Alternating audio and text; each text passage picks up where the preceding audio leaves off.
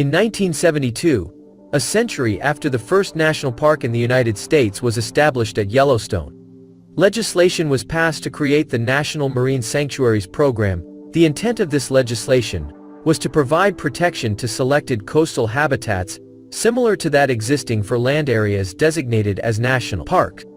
The designation of an area as a marine sanctuary indicates that it is a protected area, just as a national park is.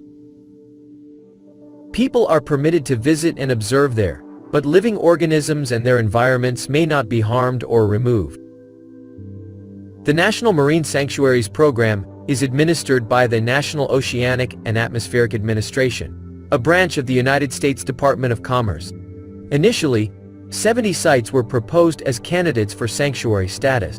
2.5 decades later, only 15 sanctuaries had been designated, with half of these established after 1978.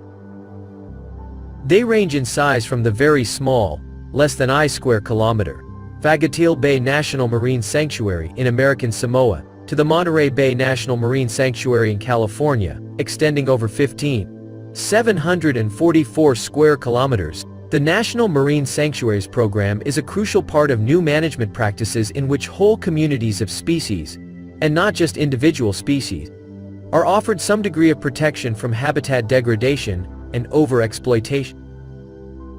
Only in this way can a reasonable degree of marine species diversity be maintained in a setting that also maintains the natural interrelationships that exist among these species. Several other types of marine protected areas exist in the United States and other countries.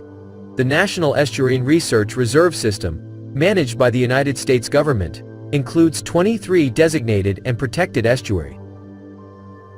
Outside the United States, marine protected area programs exist as marine parks, reserves, and preserves. Over 100 designated areas exist around the periphery of the Caribbean Sea.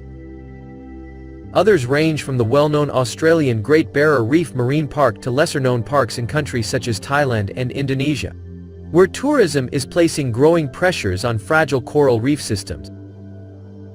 As state, national, and international agencies come to recognize the importance of conserving marine biodiversity, marine protected areas, whether as sanctuaries, parks, or estuarine reserves, will play an increasingly important role in preserving that diversity.